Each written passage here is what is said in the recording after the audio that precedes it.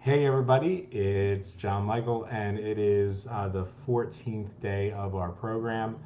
So, welcome. Today, we're going to talk about conscious creation of your reality, of your experience through mastery of thought and words.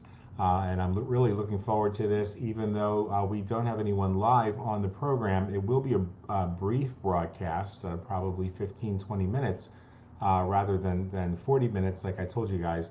But it will be an important one, I promise you. So stay tuned, and we'll be back in just a second.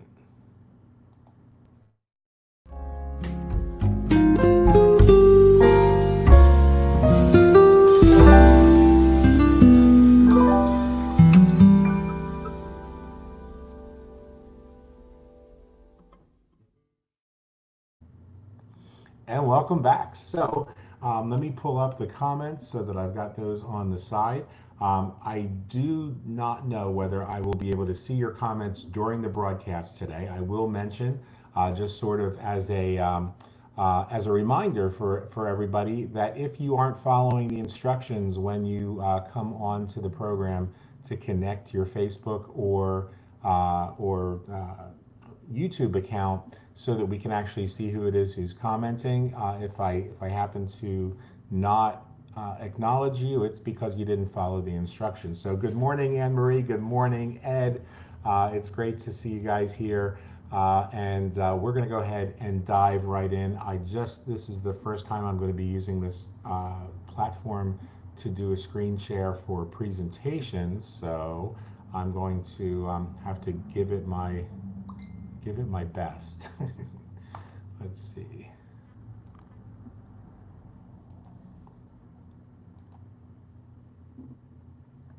All right, hopefully, since I can't go back into the program itself to see if we are screen sharing, hopefully you guys are seeing the screen in front of you.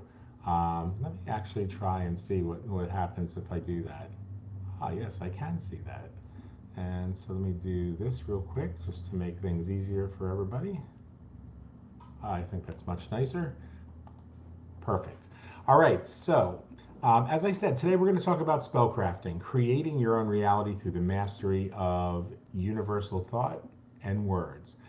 We started talking about this a little bit yesterday. Today we're going to get into the nitty gritty of a 5-step formula that I use in crafting my reality through thought and words. It doesn't really matter whether you use the words spells or spiritual mind treatment or creative visualization. These are just universal principles that can have any sort of connotation in terms of what you call them based on your tradition and your path. But at the very core of what we're doing, we have to recognize that, first of all, thought, as we said in yesterday's program, is energy.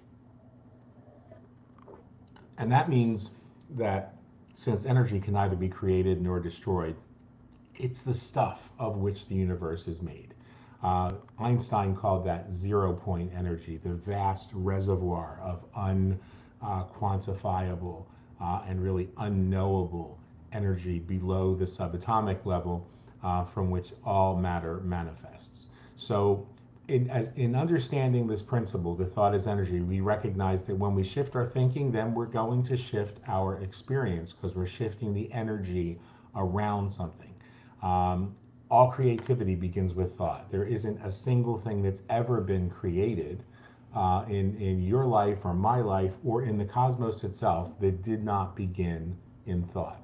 And spellcrafting is nothing more than the conscious use of thought, conscious use of energy, combined with declarations to change the energy around a situation or a person or a place or a thing. So here are the 5 steps, and I would recommend very highly that you guys, put these into your notes or watch this video a second time and take notes because this will seem really simple at first, and I'm going to give you an example when we're done of this in action with probably one of the most common things that I'm asked for as a practitioner in terms of crafting a spell for somebody, crafting a spiritual mind treatment, for financial gain. So the first step is what we call recognition. Now, that means that we have to first recognize the infinite potentiality in the universe that I call the universal mind or creative intelligence.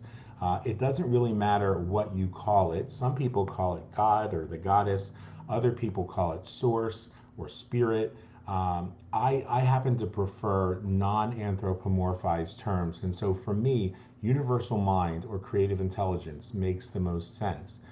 For example, we remember that the universal mind or creative intelligence that we call upon is the infinite source or essence that is in, through, and all around all things, and that it is the perfect source of everything: perfect health, perfect prosperity, abundance, happiness, harmony, intelligence, energy.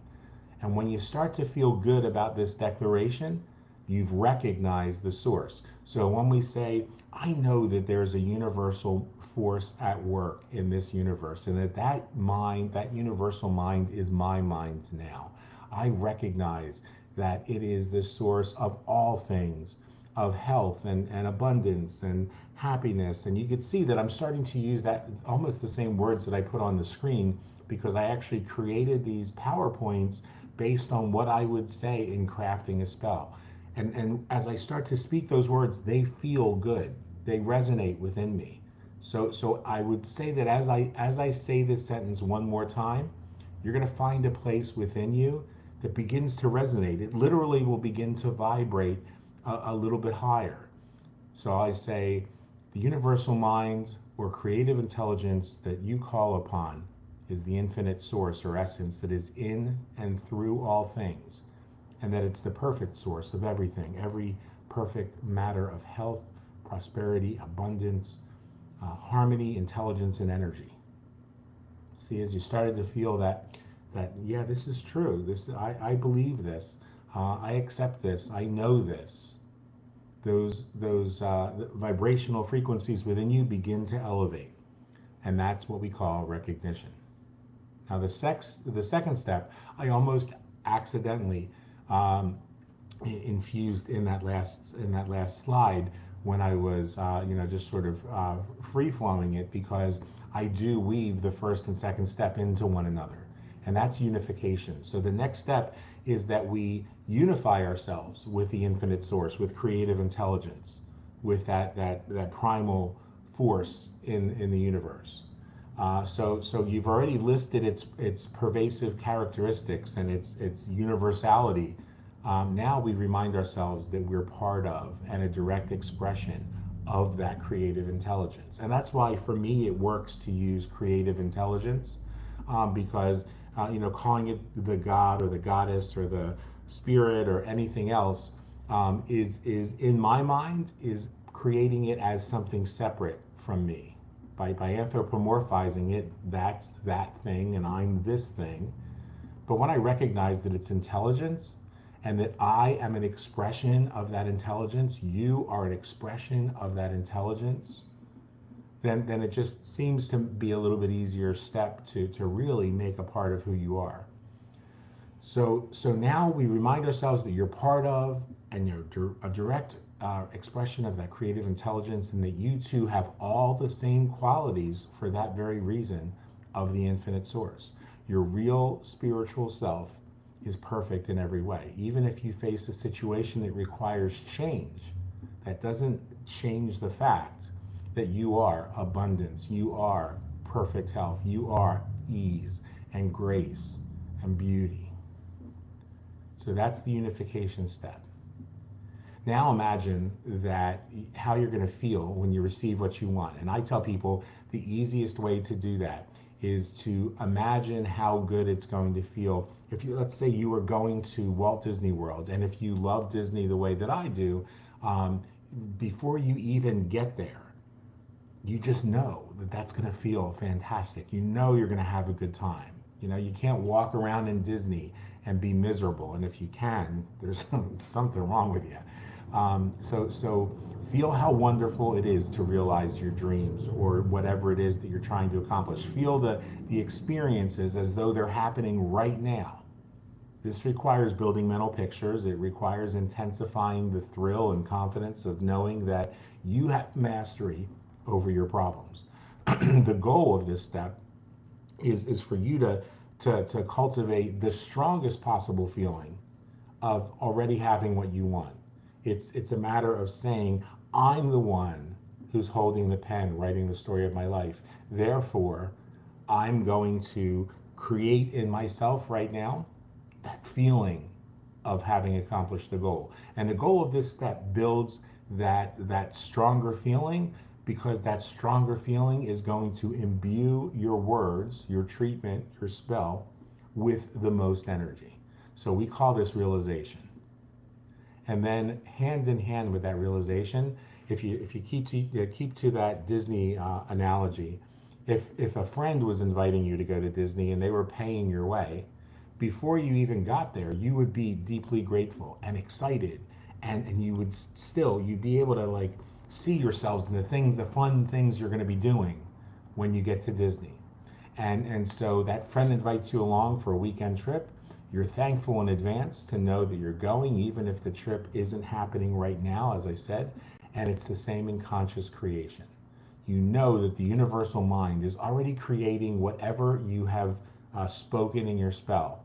And so you feel excited and you feel happy and you feel grateful to know that you have this power to create change in your universe, change in your experience, your reality. And then the final step is release. So you've recognized that universal intelligence has already begun the work, and you're unified with it. You realize that your desire is happening now, and you're excited, and you feel it as though it's already accomplished.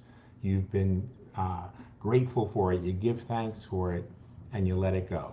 You release it into the infinite power, the infinite intelligence of universal law.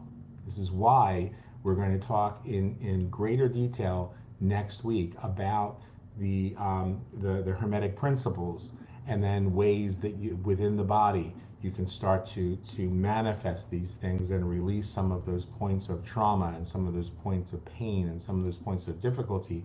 But now you just release your spoken word into the universe, into the creative expression of your experience. You're secure in the knowledge that your desire is already assured, and then you be confident and go on your day. So when we do a spell, you don't do a spell every single night, because that comes from a place of weakness, believing that you have to do it every night. Now, there's nothing wrong with sitting in a meditative or focused contemplative state to repeat what you already know, if that gives you a sense of comfort and is a nice way of ending your day or starting your morning.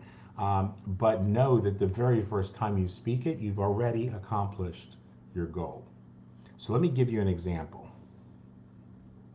Most people will come to me and say, John Michael, I need a spell for financial abundance. I need a spell for increasing my wealth, or getting the new job, or finding a job that's going to pay me what I'm worth. And so here's how I would use those 5 steps. And we're going to talk about them and recognizing them as they present themselves as you go through the comments today. So I would say, I know there is a universal consciousness that's the source of all supply, and that money is simply an expression, an active expression of this consciousness. Money is consciousness in action. This universal consciousness flows through me, to me, and all around me, and from me right now, touching all of those around me. I'm one with that universal consciousness, and as such, I am one with the supply itself. I am one with money and abundance itself. I see my good expressed as an abundant supply of cash flowing into my life and circulating all around me. The more I spend and joyfully circulate that abundance that is my birthright, the more it grows and expands and returns to me.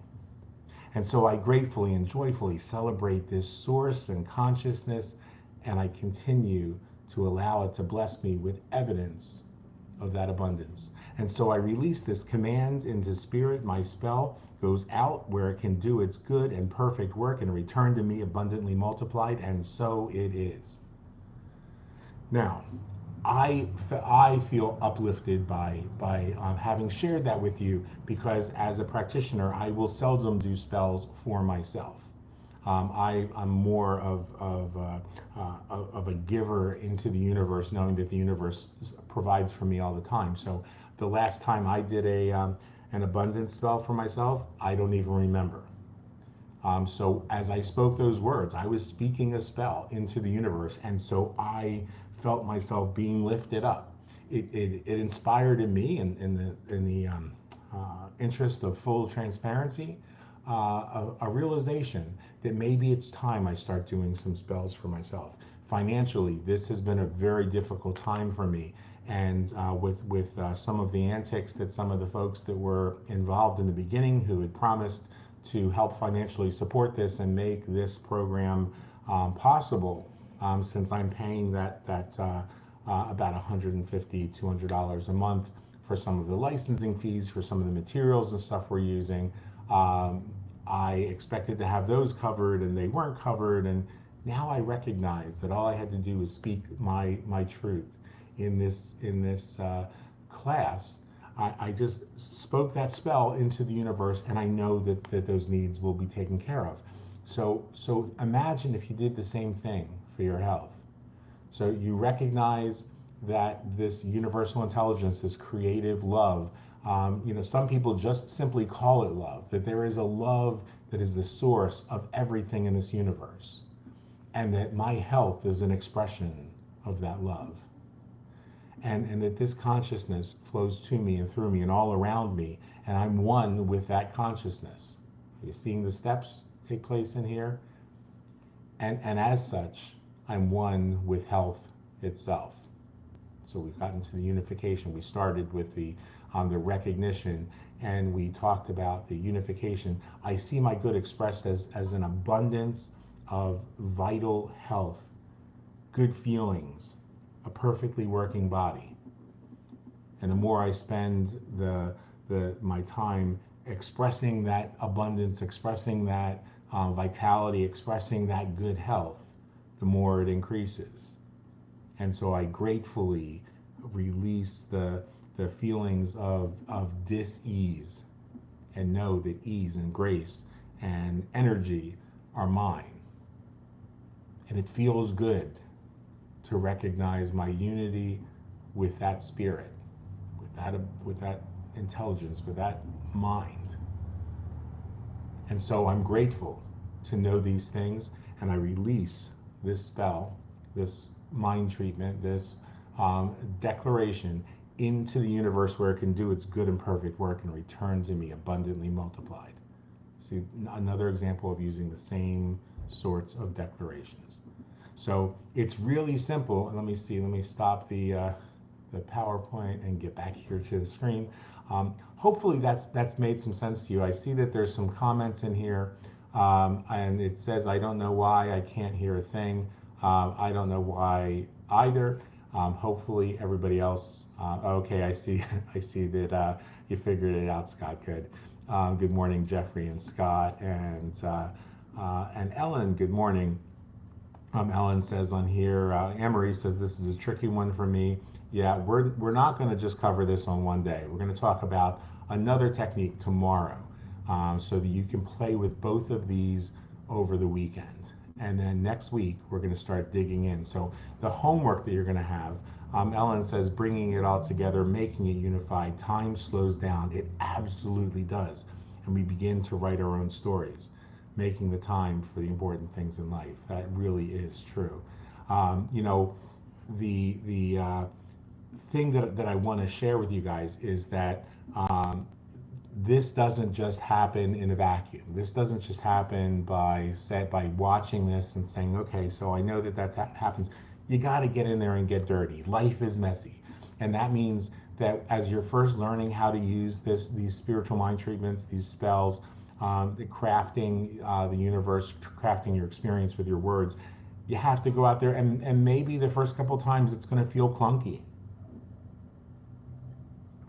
Maybe the first couple times You're not going to 100% believe it, and that's okay, because this, like any other skill that we cultivate, is a skill that we have to develop on a daily basis. And we develop that by doing it, by getting out there and saying, I'm going to do it. Now, tomorrow you're going to learn something called the one command.